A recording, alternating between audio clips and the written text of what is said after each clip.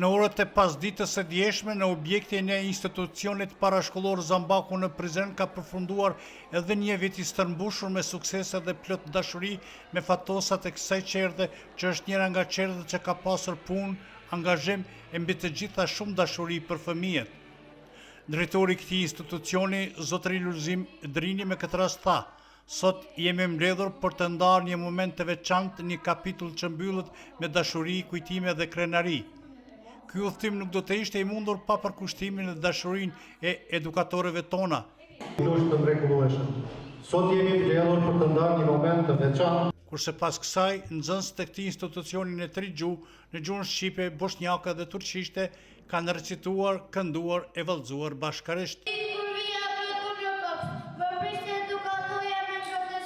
Në fund, për këta fatosat është ndarë nga një certifikat falënderimi.